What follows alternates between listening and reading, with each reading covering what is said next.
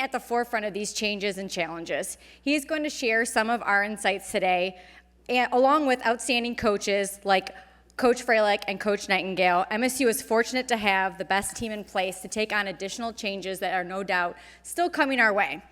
I have the honor of introducing our moderator and Spartan alum, Speaker of the House, Joe Tate. After high school, Speaker Tate was a player at MSU on our college football team, and he served his senior year as captain and achieved all Big Ten academic honors. He then played 2 years in the NFL before serving in the United States Marine Corps with 2 deployments to Afghanistan during Operation Enduring Freedom. Speaker Tate is currently serving his 3rd term and represents Michigan's 10th House District. Also, he's made history by becoming the first Black Speaker of the House. Speaker Tate also earned a bachelor's degree in public policy and political science at MSU, and he earned both an MBA and master's degree in environmental policy and planning from the other university down the road, which we won't hold it against him. Today, we explore critical issues facing collegiate athletics. I look forward to what I'm sure will be an interesting and enlightening discussion. Please join me in welcoming Speaker Joe Tate.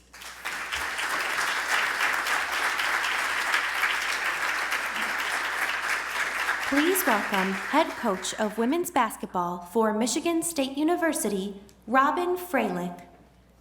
Vice President and Director of Athletics for Michigan State University, Alan Haller. Head coach of men's ice hockey for Michigan State University, Adam Nightingale. And to moderate the discussion, please welcome Speaker of the House for the State of Michigan, Joe Tate. All right. Well, good afternoon, everyone. First of all, Kelly, thank you so much for the introduction. I'm a little embarrassed being a Spartan alum. I don't have any green on aside from this side. So please, don't ban me from campus. But really appreciate, Coach Fralick, Alan, Coach Nightingale, for you all being here today. We know just how important athletics is, not only to individuals that play it, their families, but their community and what it means to the fabric of this state. So where I wanted to go first and just start off and just would like all 3 of you to respond to it. I truly feel at the bottom of my heart I wouldn't be Speaker of the House if it weren't for my time as a student athlete, if it wasn't my time playing team sports and being involved in that. For you all, what does athletics mean in your life, for you all personally? And Robyn, I'll turn it over. We'll start with you.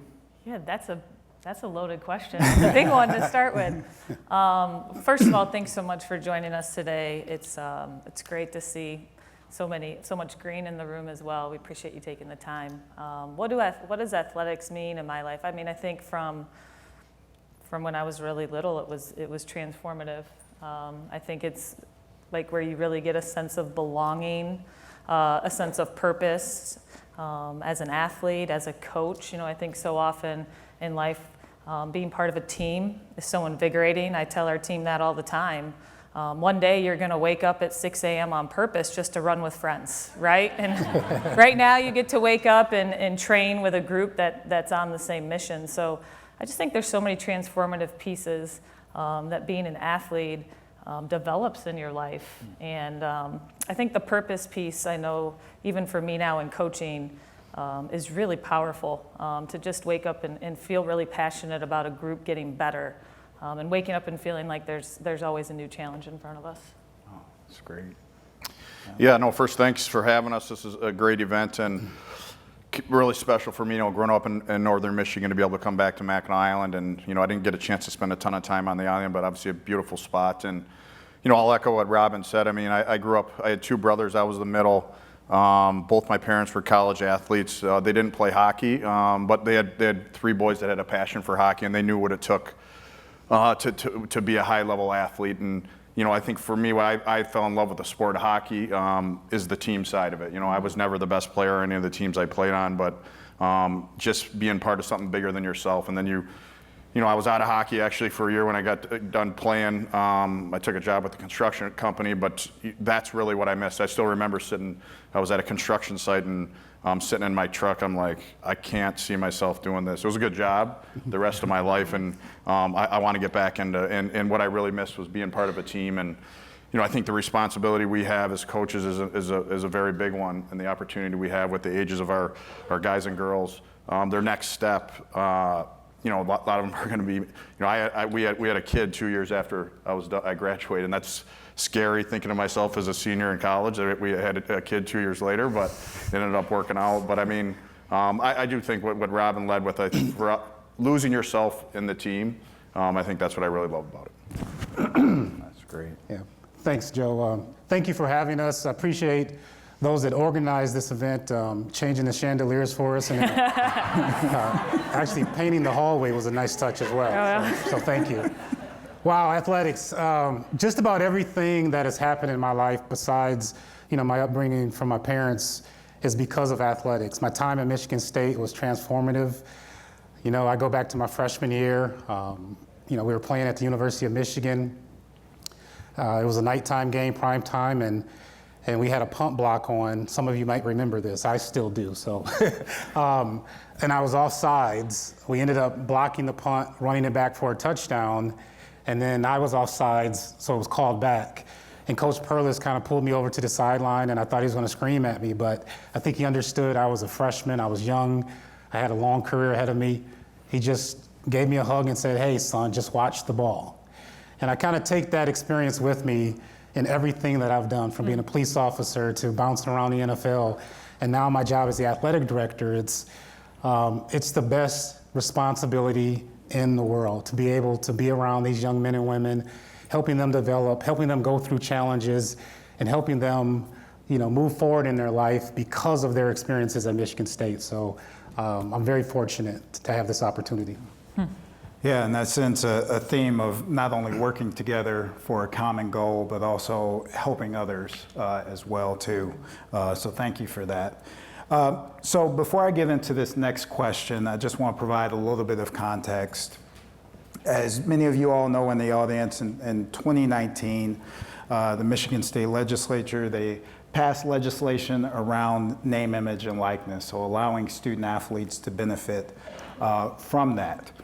What a lot of people in this room don't know is that back in the late 80s in Michigan, Bo Schembechler and George Perlis came to Lansing because there was a problem. There was no legislation around, student athletes receiving money from agents. And this is back in the late 80s. And actually, the legislator at the time that led the charge is actually in this room, and he is an MSU alum and a baseball All-American, and that's Joe Palomera, who is here in the back.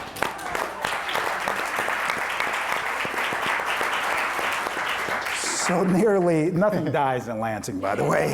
So nearly 30 years later, we came back and we saw a change in the landscape, and we actually got that off the books to allow student athletes to receive, their name, image, and likeness to benefit from that. So with that being said, my question is, we've been talking a lot about these big picture issues in the college athletics landscape. So NIL, the transfer portals, these are issues that have fundamentally changed college athletics. And it seems like every day the rules are changing. That's right. As coaches, and this is for Robyn and Adam, how do you evolve to remain current? And how do you utilize specifically the transfer portal, to help you build the best team that you can? And we can start with, if it's okay, start with you. Yeah, no, I mean, it is, I get asked all the time that my thoughts on it, and the reality is my thoughts don't matter. I have no control, and there's rules that are set up now, and our job is to follow the rules and try to build the best team that we can, and as far as the NIL piece, we haven't done a ton of it, and that was intentional from building our program. I think every sport's different, but I do think we wanted a solid foundation, and not that isn't important, and now we're getting into it, but I think you got one crack at really having a solid, and we didn't want we didn't want kids to come. We had kids come on visits that brought it up, and we said, hey, if we showed you all this and it's not enough, then this is probably not the spot for you. And we lost some kids, but now we know that we need to. The reality of it, but just think that initial, setting the foundation. And as far as the transfer portal, I mean, same thing. I go both sides. I see both sides of it. Where, I don't think it's fair that a coach can leave and go to a different school just like this, and we're a player. Yeah, please don't go. Yeah. But you also want them. I mean, the reality is. Everyone talks about growth and adversity. No one wants to go through it, and so much growth can happen to fight through things. And I fear that a little bit, right? Where you gotta, maybe I'm on the 4th line or I'm on the 5th line, I'm in and out of the lineup, and you just need to get better, and that's okay. It's okay to have to improve, and the grass isn't always greener on the other side, So when we took, I feel fortunate when Alan had offered me the job. I got the job a day after the portal closed. So we had this group of players that had, the program, and this isn't, but they had lost 16 games in a row and got pillaged in the portal, so lost all their guys. And what the best thing that was for our coaching staff is this is your group of players and you got to help them get better. And I think that helped us get a little traction of a little street credit and that's what it's about, right? Is you gotta show that you can help players get better. And then the next year though, it was really hard, and that's not for everyone. We had some guys decide they're gonna go in the portal, and I did tell myself coming into this, and I told our staff, we're not going to coach afraid of the portal. Coach how we believe that kids need to be coached. Hold them accountable. Hold them to the highest standard. If we're not going to beg anyone to come to Michigan State, we're never going to do that. If you like it, great. If you don't like it, we got a lot of players that want to come here right now, and that really helped us. And we were able to get some of the top players. I think the top 4 players last year in the portal ended up choosing Michigan State, and so now we had, I think, 6 kids this year. Now we'll only have 2. So I think long term, we really want to develop from within, but using it to fill some holes and continue to build your team. Yeah, absolutely.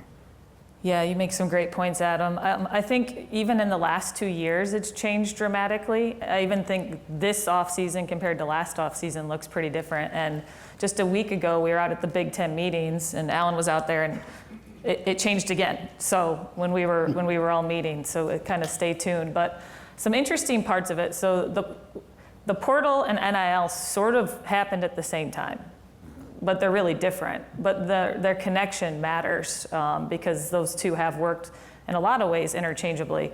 I love what Adam shared. Of course, we have thoughts on it, but no one cares. So our job is to figure it out. Like I always think as a coach, if you're in coaching, you've got to be a problem solver.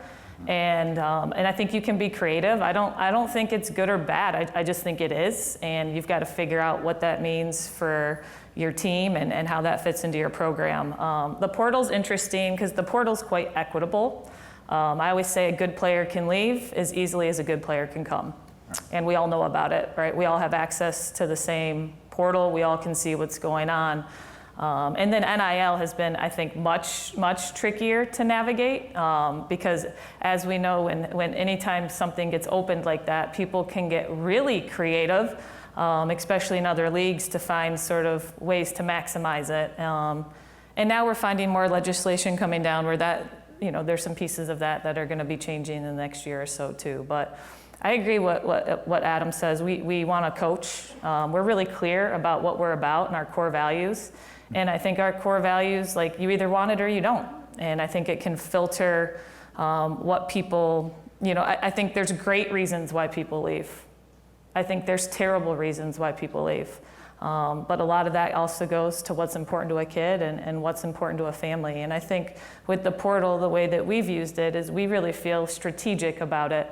Like there's some real needs that we might know we have.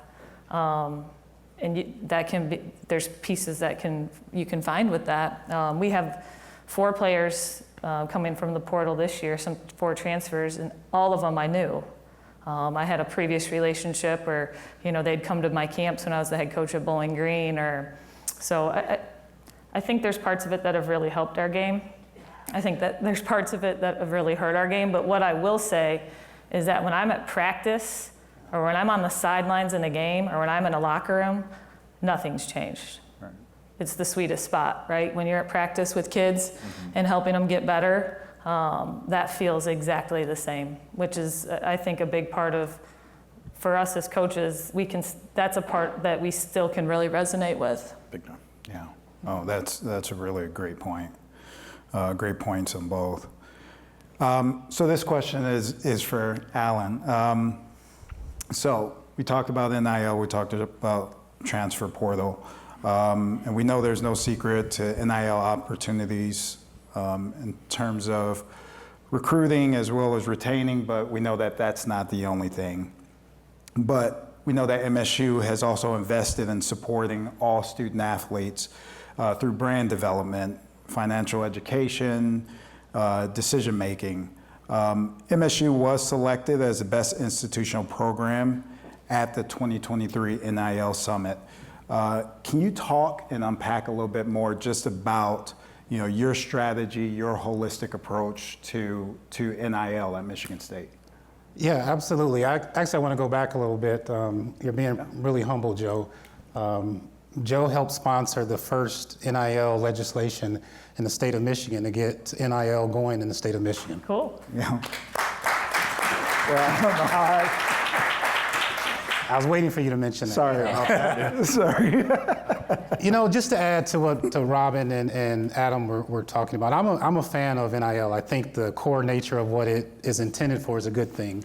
At Michigan State, we really are looking at three words: empower, educate, and innovate. Empower our student athletes to take advantage of this landscape, what's going on, but then making sure that they're using their brand in a way that does not hurt them in the future. Educate, understanding tax laws and contracts and all of the things that are going on nationally and keeping them up to date on what's happening in the national landscape.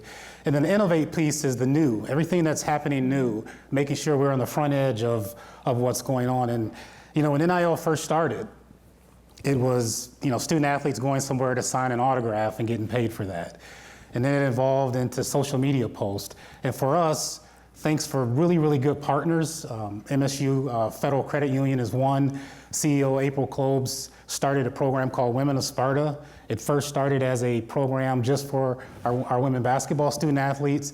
And just now this year, she's expanded that to all of our women student athletes. And it's more than just payment. What April has done and what we've partnered with doing is it's internships, it's financial literacy, it's understanding contracts. And then also the career development piece is really important in terms of being involved with industry leaders and being able to grow in that way. And so there's a lot going on, and maybe we'll talk about that later, but I'm an advocate for it. I think it's a good thing. There's a lot of money that flows through college athletics, and I think it's the right time for student athletes to participate in some of the revenue. Yeah. And even to build off of that, I know that there's been a lot of talk about lawsuits involving the NCAA. Really? And yeah, it's a surprise. But, and I don't want you to have to comment directly on this, but what is your thinking just in terms of how you manage, because there are tectonic shifts, at least from the outside looking in. How do you, and this is a question for all of you, in this ever increasing kind of pace, how are you able to kind of monitor that? How are you able to manage that in terms of what comes down the line? Yeah. Well, we're all friends, so I can be very transparent, right? There's no media out here. I think you all read, there was a settlement here recently. It still has to go through the court systems and to be approved, later down this year. But it is a good step. The revenue sharing piece that's happening in college athletics is a good reset for us. I am not an advocate of this is the end of college athletics. I don't believe that. I think this is a new era of college athletics. It's an opportunity for our student athletes to participate in the revenue piece. But then also, there is a reset that's going to happen when it comes to a lot of the NIL activity that's happening that is impacting the coach's ability to recruit, to retain. I think this puts parameters around things and allows us to put a system in place. The governance structure has to be talked about. How are we going to observe, I don't want to say penalize, but observe schools that are doing it the right way, but then also taking advantage of the rules. And again, I'm an advocate. We've got to figure out this system moving forward. But at the end of the day, we're going to share parts of our revenue with student athletes, but at Michigan State, we're going to still look at how do we create an environment of excellence, opportunity, and equity. And that's what we're going to do moving forward. Well, thank you for that. And so switching gears just a little bit, and Robyn, you talked about this. I mean, fundamentally, you know, as a coach, both you and Adam, I mean, it's about, you know, creating, you know, a team atmosphere, creating, I know, better citizens, you know, once they leave Michigan State, winning championships. I think we're roughly the same age. So the last time that I played, I was at Michigan State, was almost a little over 20 years ago.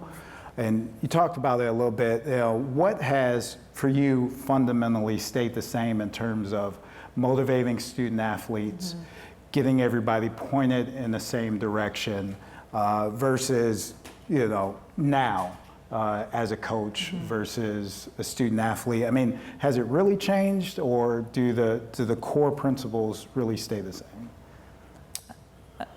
I mean, for me, I don't really believe it has changed that much. I think it's about relationships, and we talk as a staff. I mean, I'm a big John Wooden fan, and I think if you look at how he treated his players, I mean, I think that's what players are craving. So now, if you went back in those days, he was kind of an outlier how he coached. It wasn't a dictator, and but I think that's really how people want to be treated. So, you know, I tell parents, you know, when they come in that you're going to coach your son like I want my sons to be coached. I want my sons to be held accountable. I want them to have a standard. I want, if they need a kick in the butt, give them a kick in the butt. If they need an arm around them, put an arm around them. And I think that's just how people want to be treated. So for me, I don't think that side of it's changed. Where I do think I can speak to hockey, and just where it has is parent involvement and the commitment it takes to get to being a high-level player. And I'm sure basketball is the same. With it's so much invested into trying to achieve their goals. Like,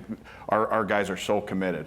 I mean, it's unbelievable, and how dialed in. I think that's changed big time on how dialed they are in on their diet. You know, I've told this story of we swept Wisconsin, #1 team in the country, first time since 1974, 50 years since we've done that. I was doing our press conference, and That's sweet. Yeah, but up above is where the weight room is. I was doing the press conference. That's also when they won the Big Ten. No, correct? that was early that was. Oh, early. Okay, yeah. I was gonna say. But I hear bang, bang, bang, and this was Saturday night, so we won Friday, Saturday, and I got done with the press conference. I went upstairs, and every one of our guys was lifting, and that wasn't something we can't set that. And so I just think the commitment level, if you get the right players, is at a totally different level. They do want to be great, and that's where again, diet, and fortunately the way we're supported, the way we can take care of our guys, they really thrive in that environment.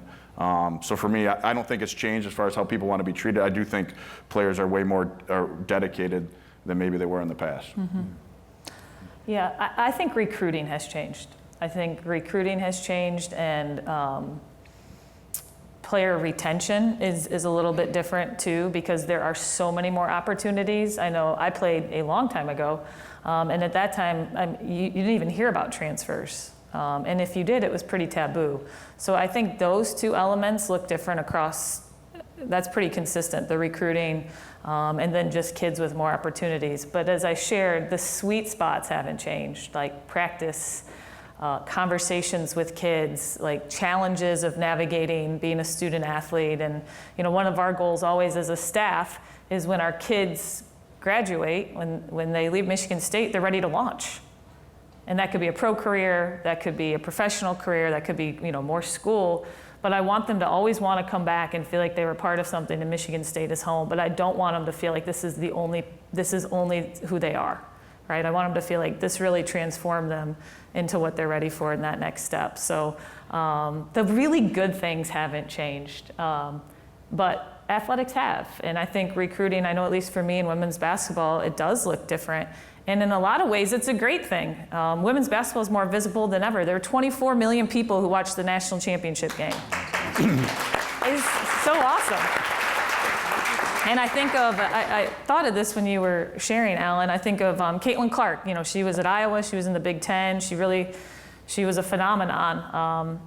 and she should benefit from NIL, right? I mean, she was probably last year the most popular college athlete in the country, male or female. And so as a women's coach, that's really cool, right? I have a 7-year-old daughter who's in the driveway pretending to shoot logo threes, even though she can't make layups. Like, so, you know, I'm like, I don't want to kill the enthusiasm, but maybe we should start with layups.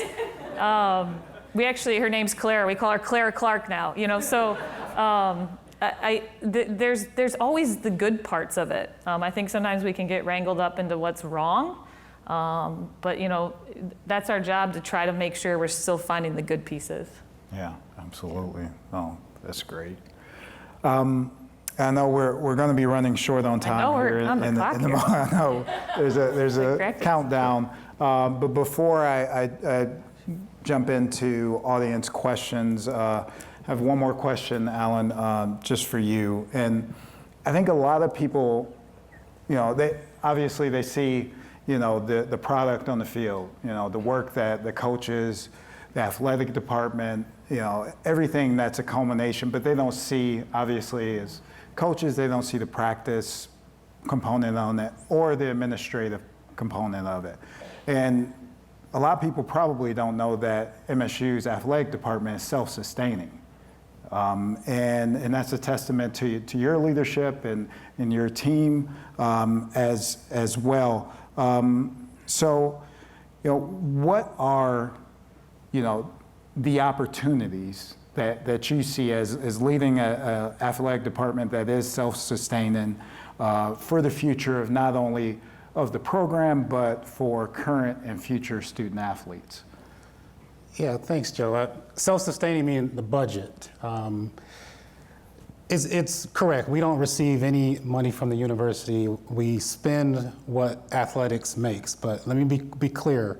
All the money we spend is the university's money. Athletics is a part of the university, so it's not just athletics money, it's the university's money. I had to throw that in there. My boss's boss is here. And our vice president for finance is here, so it's all the university's money. But having said that, it's really important that we're fiscally responsible, that, you know, everything that, you know, our treasure is where our heart is. And so how we spend our money identifies our priorities. And that's really what we talk about all the time in athletics. And we're not spending just to spend. We're spending to fuel our student athletes environment and also create a culture with our staff where they can be all they can be. And so we make sure that we're not a burden on the university. Whatever we pay for, whatever we purchase, whatever we spend money on doesn't add any additional restraints for the students. Having said that, again, there's challenges coming. We've got to figure out how to pay for the revenue share piece of it and still be who we are. We have to still make sure that we are competing nationally, but also in the Big Ten. There's 18 schools in the Big Ten, including Michigan State now. That budget goes from $105 million all the way to well over $200 million. Michigan State is somewhere in the middle. We have to make sure we're spending that money in a way that identifies us as Spartans, but also we remain competitive, because the three of us are really competitive and we want to still win. Absolutely. Well, thank you. Well, we'll turn it over to any questions with the few minutes that we have for the audience.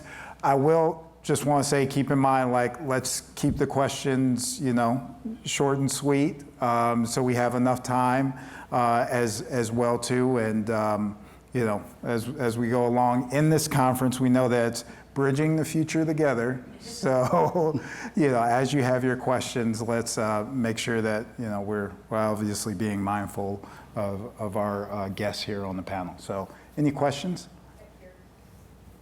I have two questions. So, first, Coach Fralick, did Cam Clark get that 3 up in time? Unfortunately, yes. It was? All right. Barely. I actually, when it happened, I was like, there was a small part of me that was very hopeful that it was not off in time, but it was like, yeah, it was, all right. yeah.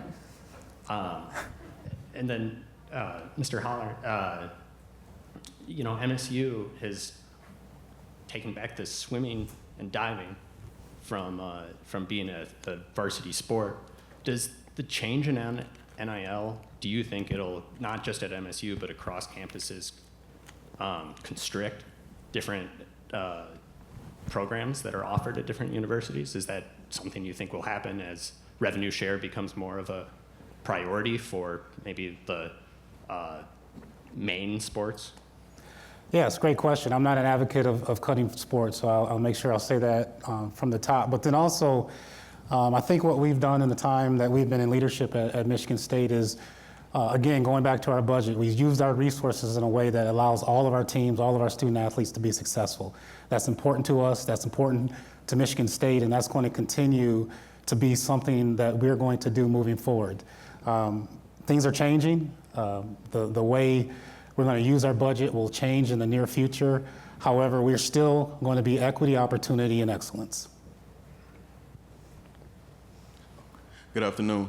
I just want to say this will be my first time really cheering for Michigan State. You guys have a good guy from River Rouge named Nick Marsh, so congratulations on that. But There you go. I do want just get your opinions on how do you feel that NIL is going to affect the high school level as it flows from the top down, because it seems like, you know, from Michigan it's not allowing that, but how do you feel that that's going to affect the high school level? Why'd you look at Joe when you said Michigan's not allowed? You know, it already is. It has an impact, although you can't pay recruits, but it has an impact on recruiting. It has an impact on how high school students are looking at where they're going to spend the next 4 years of their time. And so I think the more we can educate and be involved in those types of decision making, it is important. And I don't think it's good for high school student athletes probably at this time to participate in NIL. The reason for that is part of NIL is the revenue that's flowing through college athletics. It calls for it at this time, and that's not happening in the high school ranks. So keeping that purely high school and amateur, I think, is a good thing moving forward. But you know, it's starting to creep in there already. I mean, these coaches are having to have conversations, you know, about how they're using NIL in their programs, and it's making an impact on their decisions.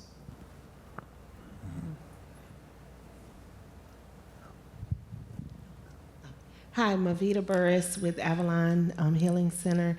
And my question is, you talked about education. So when you're talking about NIL, a lot of the students are coming from families who don't have an education in finance.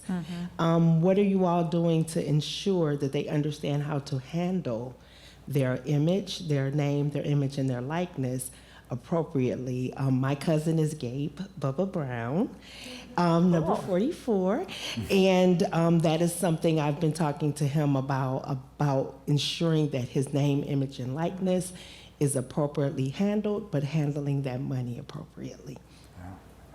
I can speak to that. I know with our team, we do education piece, so there's actually a lawyer and a financial advisor that comes in and communicates with our team, and the lawyer's really well versed in NIL, so he offers them a lot of opportunities from a contract perspective and from an opportunity perspective, because NIL it's social media. I mean, a huge part of it is social media and a presence which they have a lot of control over.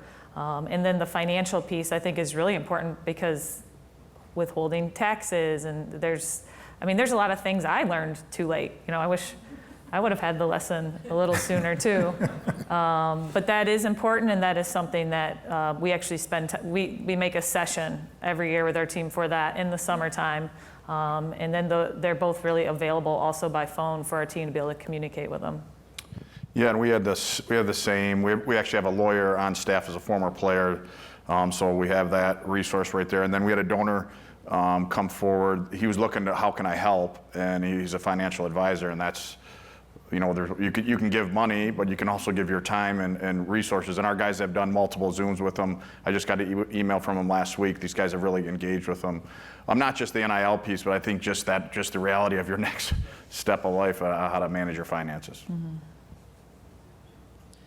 Question for Mr. Haller.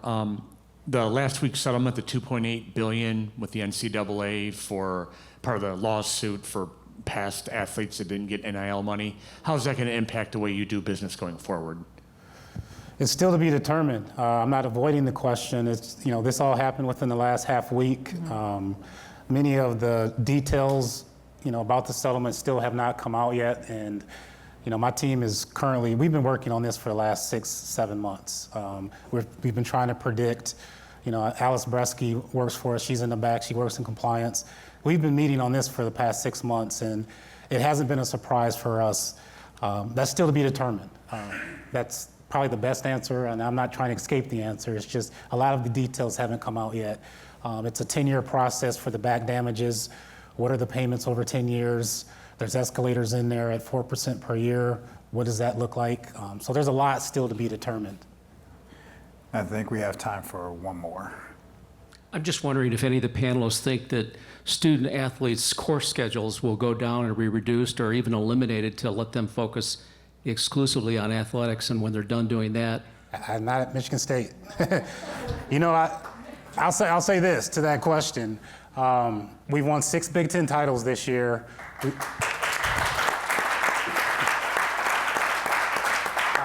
We've had a number of all Big Ten and all American players.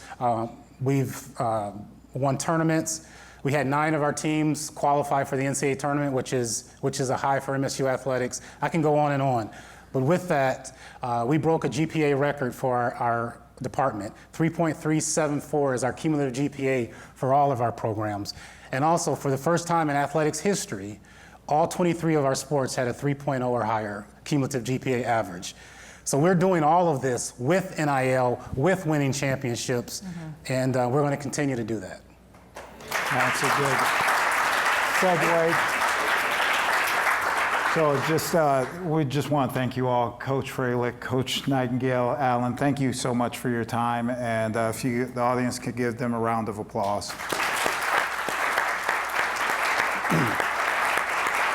Thank you.